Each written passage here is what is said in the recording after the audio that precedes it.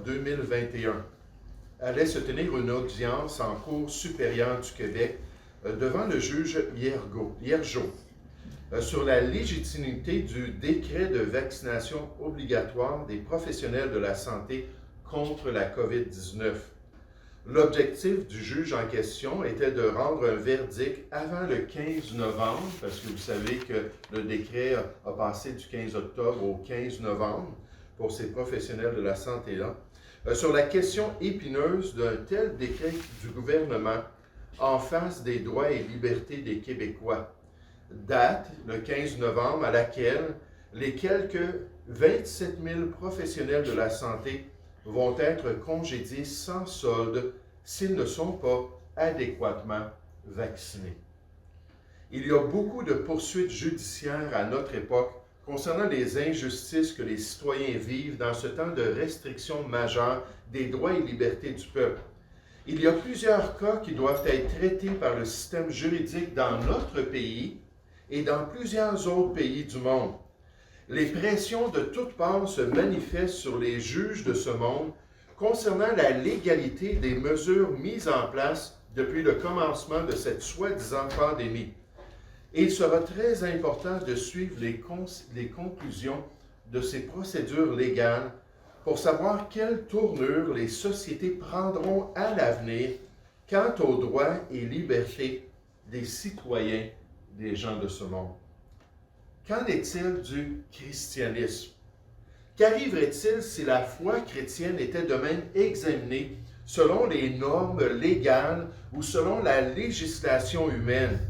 Le salut en Jésus-Christ passerait-il le test des lois humaines ou le Seigneur lui-même devrait-il poser son droit de veto en tant que créateur et Dieu de l'être humain sur toute la question du salut?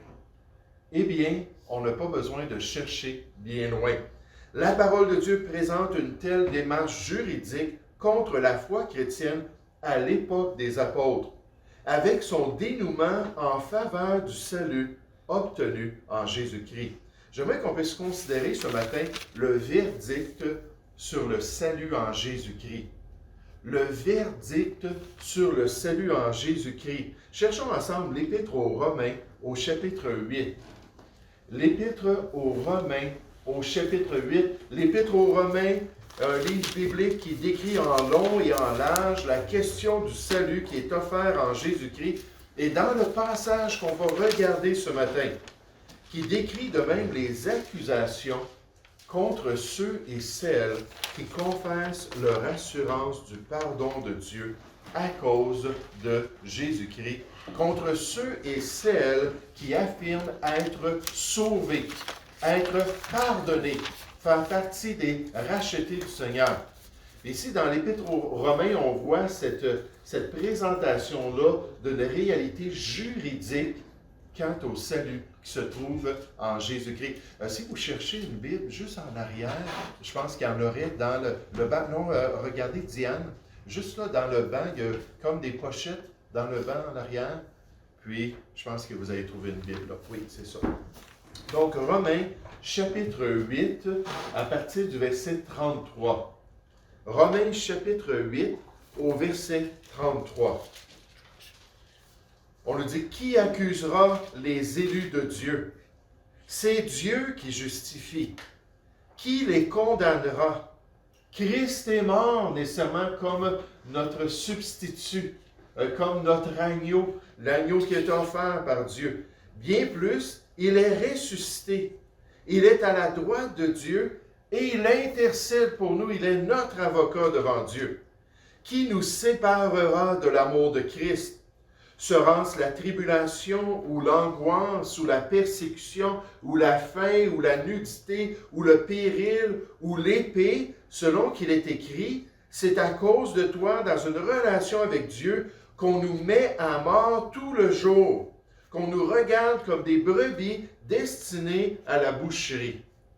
Mais dans toutes ces choses, nous sommes plus que vainqueurs par celui qui nous a aimés. Vous avez remarqué, ça va être notre verset d'encouragement pour le mois de novembre, le verset 37. Mais dans toutes ces choses, tous les problèmes, toutes les difficultés, toutes les persécutions, toutes les épreuves qu'un chrétien peut expérimenter, nous sommes plus que vainqueurs par celui qui nous a aimés, qui s'élève au-dessus de toutes ces choses. Oh, ce matin, j'aimerais vous faire remarquer qu'il y a des accusations. Il y a des accusations contre les chrétiens. Il y a des accusations et il y en a toujours eu. Il y en a eu à l'époque apostolique, il y en a de nos jours, et entre les deux, à travers l'histoire chrétienne, il y a toujours eu des accusations. Des gens qui ne sont pas d'accord avec le témoignage de salut des enfants de Dieu. Notre sœur nous disait comment est-ce qu'elle appréciait pouvoir témoigner aux gens. Effectivement, c'est notre devoir. Jésus a dit, vous serez mes témoins à Jérusalem et dans la Judée, dans la Galilée, jusqu'aux extrémités de la terre. Et Dieu nous appelle à être de tels témoins. Il y a des gens qui ne sont pas d'accord avec ce témoignage-là, qui ne veulent pas accepter que le pardon se reçoit si facilement par la foi en Jésus-Christ, sans les œuvres humaines et sans leurs bonnes œuvres.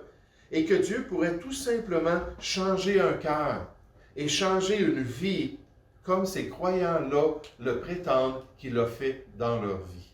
C'était la même chose pour moi à l'âge de 21 ans, ayant été élevé comme un athée, puis ayant été dans la débauche et dans tous les péchés possibles, et étant devenu un toxicomane.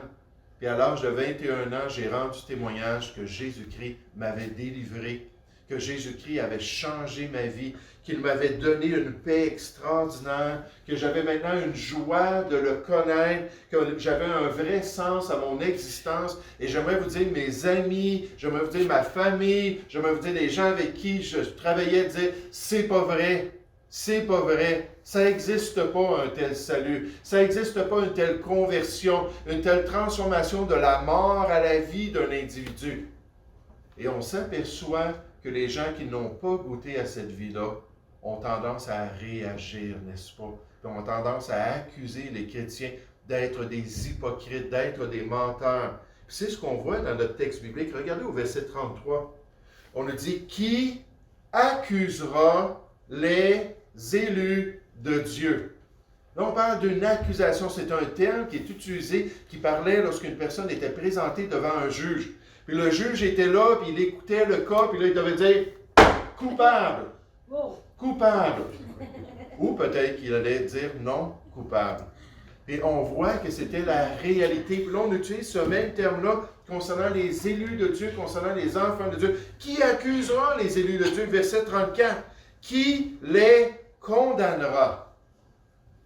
Et encore une fois, un autre terme qui vient montrer que le juge, des fois, allait dire d'une personne que oui, la personne était réellement coupable. Je garde ça pour garder votre attention, là. Mais l'importance de comprendre qu'on a des termes légaux qui parlent de la justice de l'époque, des accusations en cours de justice romaine et des fois des condamnations qui pouvaient se manifester lorsqu'une personne était reconnue coupable. Ce texte biblique demande une question importante qu'on doit considérer. Est-ce que c'est légitime de condamner quelqu'un qui se dit chrétien? Y a-t-il des raisons légitimes de rejeter leur témoignage de salut? Au-delà de nos opinions, au-delà de notre propre religiosité, au-delà de nos propres pensées, est-ce qu'il y a des raisons de dire qu'une personne n'est pas vraiment pardonnée? Qu'une personne n'a pas vraiment changé. Au début, mes parents et mes amis ont vu un changement, puis ont dit oui, mais ça ne durera pas. Gloire à Dieu, ça fait 34 ans, ça n'a pas changé.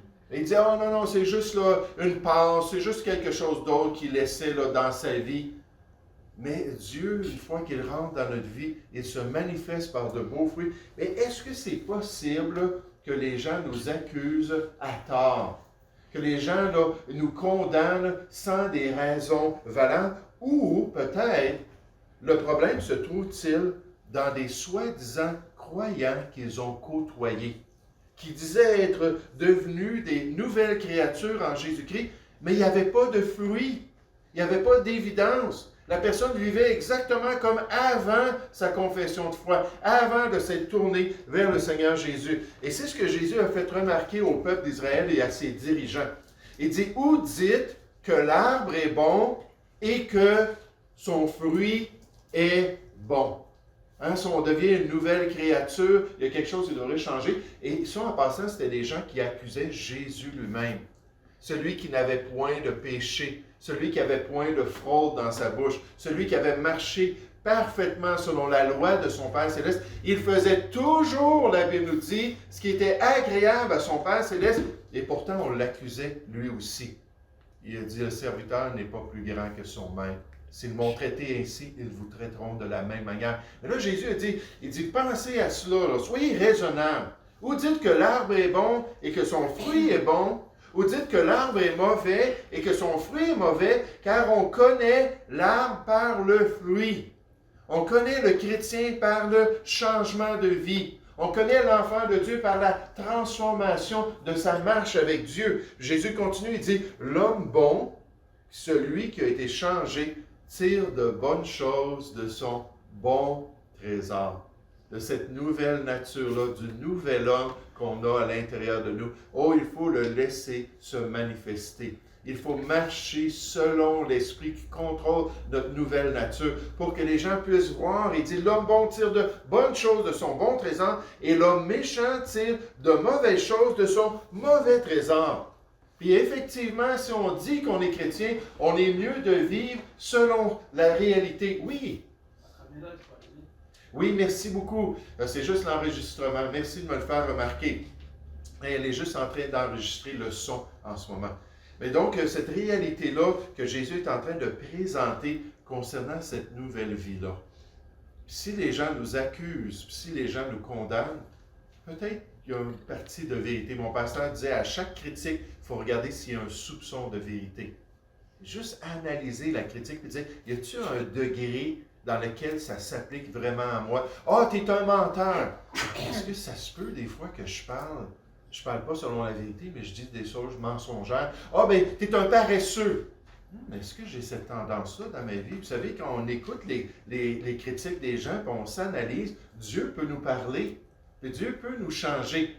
Et il faut juste regarder envers les accusations et les condamnations, si peut-être qu'il y a un soupçon de vérité, qu'on ne marche pas toujours selon le nouvel homme. Il y avait un jeune homme qui avait été impliqué dans des vols à l'étalage, surtout, puis même un moment donné, qui est allé faire un vol de banque, et il s'est fait arrêter.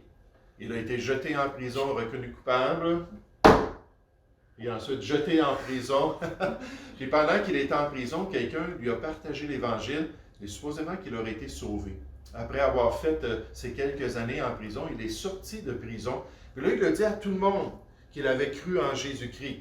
Il a dit à tout le monde qu'il était devenu une nouvelle créature en Christ. Il a dit ça à sa famille, à ses amis, puis à ses nouveaux amis parmi les chrétiens. Il a voulu s'approcher des chrétiens, puis il a voulu côtoyer des enfants de Dieu. Puis malgré tout ce témoignage-là de transformation, ça n'a pas été long que les gens se sont aperçus qu'il n'y avait pas beaucoup de vie. Les pasteurs et les enseignants investissaient en lui pour lui enseigner les vérités de base de la parole de Dieu, puis l'aider, puis l'encourager à grandir dans les voies de Dieu. Il n'y avait vraiment pas de changement. Il n'y avait vraiment pas d'intérêt spirituel. Puis en fait, malheureusement, il est rapidement retourné à sa vie antérieure, puis aux crimes pour lesquels il avait été emprisonné. C'est pas étonnant que quand on l'a envoyé à nouveau en prison, que quand il disait « Je suis une nouvelle créature en Jésus-Christ », que les gens n'étaient pas intéressés à l'écouter. Est-ce que ça arrive peut-être dans notre vie qu'on n'est pas à l'auteur de notre témoignage? Est-ce que ça arrive qu'on ne vit pas selon ce qu'on dit que Dieu a fait dans notre vie et que nos paroles ne sont pas en accord avec notre marche? Un père avait dit un jour, puis c'est devenu une déclaration très, très célèbre, surtout dans le monde anglophone. Il avait dit à son fils qui s'était un peu justifié de ce qu'il avait fait, puis il disait « Non, non, papa, moi je veux faire le bien », puis ainsi de suite. Puis il avait regardé son fils, puis il dit « Ta vie parle si fort que je ne peux pas entendre tes paroles.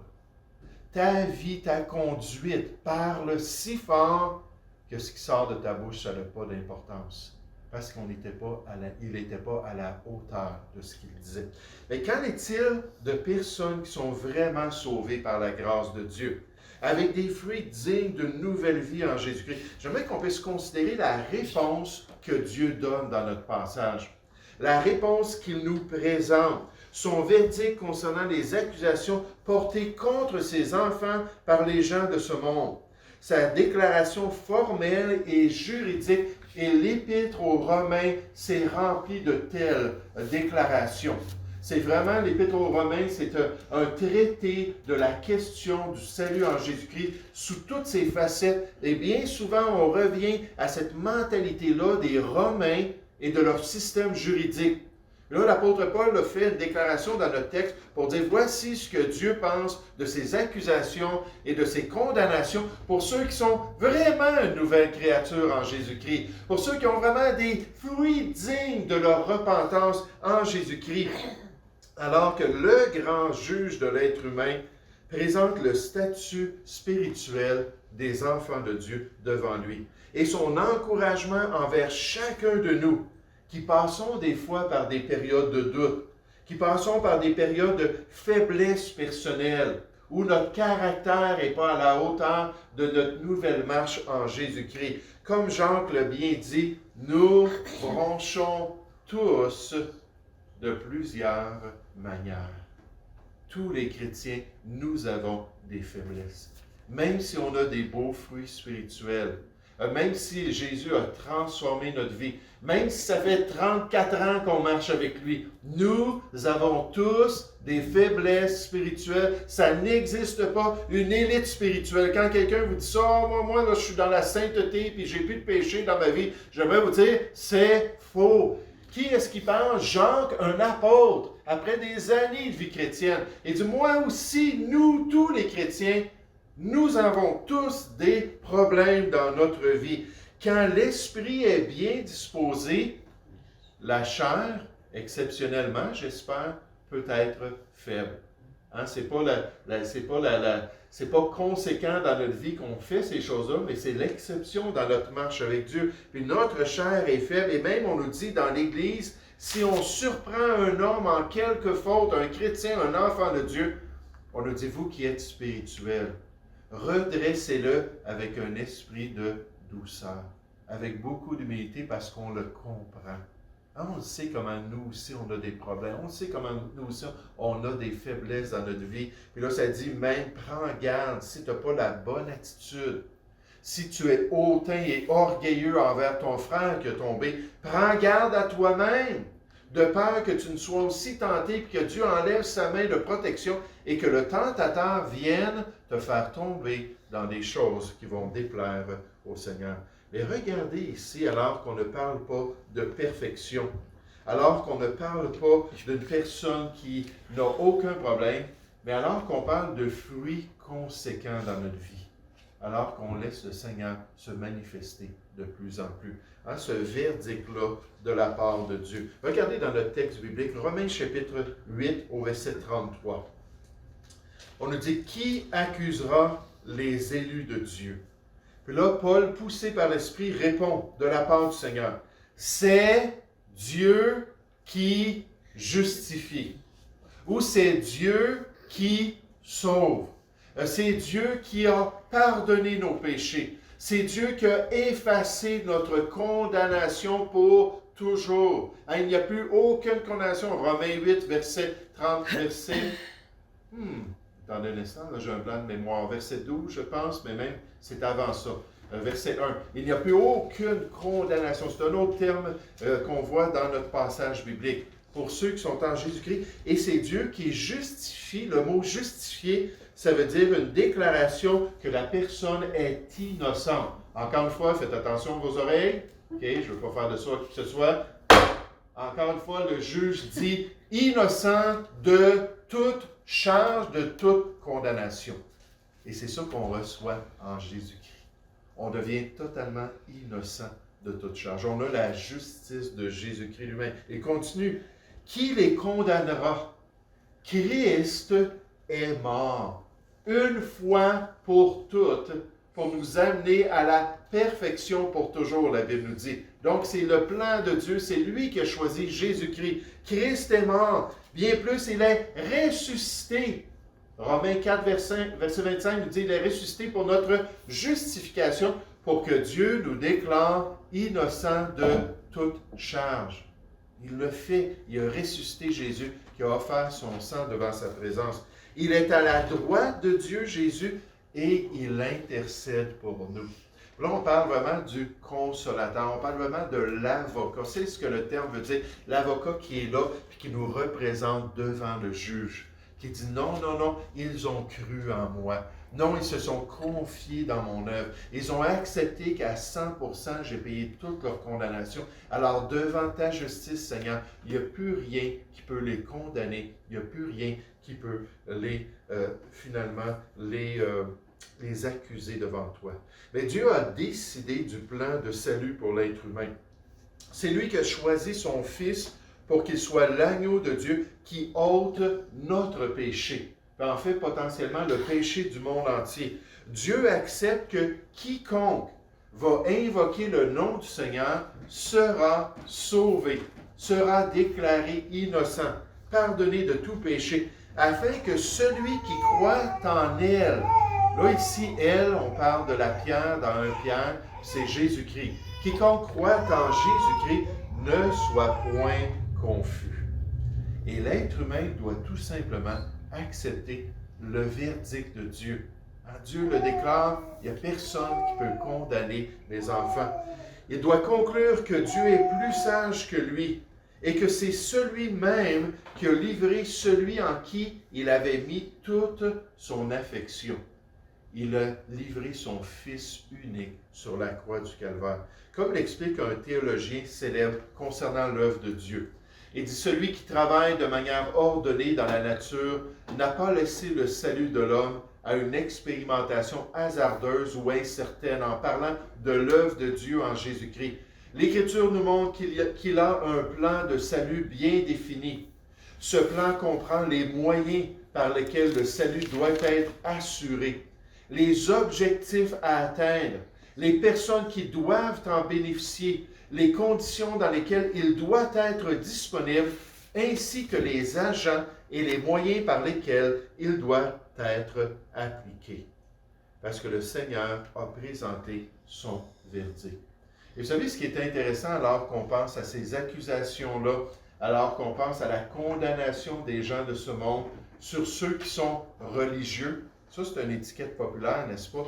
Et dès qu'ils utilisent cette étiquette-là, c'est une personne religieuse, les gens vont penser qu'il est discrédité. S'il est religieux, s'il a la foi, s'il croit à la Bible, s'il croit que Dieu existe, c'est une personne qui est déraisonnable. Donc, on ne peut même pas l'écouter. Mais quand on pense à toutes ces choses-là, puis qu'on se rappelle que Dieu a dit non, c'est moi qui sauve et ces gens-là sont sauvés. Un autre aspect qu'on nous présente ici, c'est que ce salut-là est indéfectible. Ce salut-là est indéfectible, c'est-à-dire qu'il ne peut pas cesser. Il n'y a pas un moment donné où Dieu dit « Ok, maintenant, tu n'es plus sauvé. Maintenant, tu n'es plus pardonné. Maintenant, tu n'iras plus dans mon royaume pendant toute l'éternité. » C'est un salut qui va toujours faire partie de la réalité de la vie du croyant, qui va demeurer toujours le solide fondement inébranlable de sa marche chrétienne. Je parlais avec un chrétien hier, j'ai dit le salut, là, c'est vraiment un fondement. Sur ce fondement-là, on doit construire notre marche avec Dieu, puis notre relation avec les autres. Puis si on est toujours en train de remettre en question le fondement, je vais vous dire, là, on ne sera jamais capable de bien construire. Puis Dieu nous dit, non, ce salut-là est fixe, ce salut-là est réglé, il est basé sur l'œuvre du Seigneur Jésus qui nous a donné en fait la vie éternelle, une vie sans cesse, une vie infinie, une vie pour toujours, alors qu'on va pouvoir côtoyer Dieu ici-bas sur cette terre et pendant toute l'éternité. Regardez notre texte à nouveau, au verset 33. Qui accusera les élus de Dieu? C'est Dieu qui justifie, c'est lui le souverain, c'est lui le maître de la moisson. Qui les condamnera? Christ est mort, bien plus, il est ressuscité, l'œuvre a été accomplie, il est à la droite de Dieu, et il intercède pour nous. Il nous représente, verset 35. Qui nous séparera de l'amour de Christ? cet amour-là qui l'a poussé à la croix du Calvaire. Dans Jean 10, 18, il a dit « Personne ne m'ôte ma vie, je la donne de moi-même. Je suis le bon berger et je donne ma vie volontairement pour mes brebis. » Qui va nous séparer de cette œuvre? Qui va nous séparer de ce pardon? Qui va nous séparer de la vie éternelle? Jamais dans toutes les Écritures est-ce qu'il y a un passage qui nous dit « La vie éternelle est écourtée pour tel et tel chrétien. » La vie éternelle va être déchirée, et Dieu ne lui permettra pas d'aller dans le royaume de Dieu. Non, il nous a donné cette vie-là sans fin. Qui nous séparera de l'amour de Christ? Il y a beaucoup de choses qui nous mettent à l'épreuve. Sera-ce la tribulation? Sera-ce l'angoisse? Sera-ce la persécution? Sera-ce la faim ou la nudité ou le péril ou l'épée? Puis l'apôtre Paul avait goûté à la plupart de ces choses-là. Puis il savait encore dans sa conscience que non, il n'y a rien qui va nous séparer de Jésus-Christ. Il demeure fidèle dans son engagement, dans cette nouvelle alliance-là, dans laquelle il s'est engagé envers ceux qui croient en lui. Il dit, selon qu'il est écrit, verset 36, « C'est à cause de toi qu'on nous met à mort tout le jour, qu'on nous regarde comme des brebis destinées à la boucherie. Mais dans toutes ces choses, nous sommes plus que vainqueurs par celui qui nous a aimés. » Avez-vous remarqué qu'il nous séparera de l'amour de Christ, celui qui nous a aimés? La Bible est claire, il n'y a rien qui peut nous faire perdre cette relation-là avec Jésus-Christ. C'est une réalité merveilleuse que Dieu offre à ses enfants. C'est une réalité qui nous permet de comprendre qu'on a un pardon qui est permanent, malgré nos faiblesses, malgré nos manquements. C'est cette assurance-là du salut qui nous donne comme un fondement solide et qui nous permet de toujours continuer à marcher avec lui. Tournez dans l'Épître aux Colossiens en terminant ce matin. L'Épître aux Colossiens en terminant. Colossiens chapitre 2. Est-ce que vous avez l'assurance du salut? Est-ce que vous pouvez dire devant Dieu que vous vous êtes repenti de vos péchés, que vous vous êtes confié à 100% en Jésus-Christ pour avoir la paix avec Dieu? Et si c'est le cas ce matin, alors votre salve est scellée pour toujours. Ça, ce n'est pas une licence pour faire le mal, parce qu'on ne parle plus du juge, de celui qui va déclarer juste ou déclarer coupable. Ça, c'est réglé. Le salut enlève la condamnation juridique. Et Dieu n'est plus comme notre juge, mais on est dans une nouvelle relation. Il est notre Père. Puis en tant que Père, il est un bon Père. Il va sortir la verge quand c'est nécessaire. Il va envoyer de la pression, il va envoyer des difficultés, il va chercher à avoir notre attention. Alors, ce n'est pas une licence pour faire le mal de savoir « je suis chrétien ». Puis je vais m'en aller pour l'éternité avec Dieu, dans la gloire. Mais il n'y a rien qui peut affecter cela. Mais dans ma relation avec mon Père céleste, je comprends que Dieu veut que je le suive. Que l'amour de Dieu consiste à garder ses commandements, à s'attacher à sa parole, à vivre selon ses instructions, à mettre en pratique les Écritures dans ma vie. Puis Dieu va travailler par cette nouvelle nature-là, ce nouvel homme-là, pour nous amener à faire ça. Si on est rebelle, il va agir envers nous pour nous amener à nous humilier, à purifier nos mains, comme Jean 4 nous dit, nous approcher de Dieu pour qu'il puisse s'approcher de nous et nous permettre de marcher dans ses voies. Mais dans Colossiens chapitre 2, remarquez au verset 13, Paul parle à ces gens-là, puis il leur décrit leur situation avant d'être sauvés. Il dit, vous qui étiez morts par vos offenses, vous étiez morts spirituellement nécessairement, dans leur âme, dans leur cœur, par l'incirconcision de votre chair. Mais vous, il, Jésus-Christ, vous a rendu à la vie avec lui, gloire à Dieu, en nous faisant grâce pour combien d'offenses, combien de péchés, combien d'iniquités, pour toutes nos offenses. À nos offenses passées, nos offenses présentes et nos offenses à venir. Dieu a tout couvert ça. On nous dit, il a effacé l'acte. Là, ici, l'acte, on peut se demander, c'est quoi? C'est le document juridique qu'un avocat amenait pour montrer, regardez comment cette personne-là a fait tel et tel vol à l'étalage, il a fait un vol de banque à telle et telle date, il y a des témoins qui l'ont vu voler son voisin. Et là, c'était tout le document juridique, ce document-là qui était plein. Moi, quand un pasteur à l'âge de 21 ans me dit c'était quoi le péché de déshonorer ses parents, puis de mentir, puis de convoiter, tout ça, là, c'était tout. C'était comme un coup de couteau dans mon âme. Hey, je suis condamné. J'ai tout un dossier qui s'élève contre moi. Puis il a dit, t'es perdu, puis tu t'en vas dans la damnation éternelle. J'ai dit, qu'est-ce que je peux faire? Il a dit, rien. Ça a déjà tout été fait. Puis tu peux te tourner vers Dieu, puis laisser le Seigneur prendre les rênes de ta vie, puis demander à Jésus de devenir ton sauveur. Puis ma vie a été transformée par la grâce de Dieu. Il a effacé. Le temps du verbe, ça parle d'une action qui est accomplie dans l'histoire, c'est réglé. Il a effacé l'acte, la condamnation dont les ordonnances nous condamnaient et qui subsistait contre nous. Il l'a détruit. Hein, Daniel, toi, tu sais c'est quoi les péchés qui te faisaient rougir dans le passé. Marie-André, tu te souviens de choses que tu as faites qui étaient malhonnêtes. Moi, je me rappelle de toutes sortes de choses que j'ai commises qui étaient totalement abominables aux yeux de Dieu. C'était tout sur ce dossier-là. Jésus l'a pris et l'a détruit sur la croix du Calvaire. C'est terminé. Il n'y a plus aucune condamnation contre nous. Il a dépouillé, verset 15, les dominations et les autorités, il les a livrées publiquement en spectacle, en triomphant d'elles par la croix. Et ainsi, rien ne peut nous séparer de cette œuvre extraordinaire et permanente que Dieu a accomplie dans notre vie. De cette réalité-là que nous sommes en chemin pour nous en aller dans le paradis de Dieu et que nous avons cette grâce-là de passer l'éternité avec lui. Alors, du point de vue juridique, qu'en est-il au sujet du salut en Jésus-Christ? Qu'est-ce qu'on peut dire?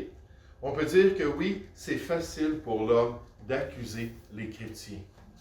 Des fois, il y a des choses qui sont légitimes, des fois, il n'y a pas grand-chose. Mais ils ne veulent pas accepter que ces personnes-là sont sauvées. C'est facile de les accuser, c'est facile de les condamner, de dire que ce sont des hypocrites, et ils croient dans quelque chose qui n'existe pas. Ça, le monde, c'est leur refrain bien souvent, n'est-ce pas? Mais qu'est-ce qu'on apprend? C'est que Dieu nous dit que non, effectivement, c'est moi qui justifie. C'est moi qui déclare, attention, les gens non coupables, pour qu'ils puissent rentrer dans mon royaume.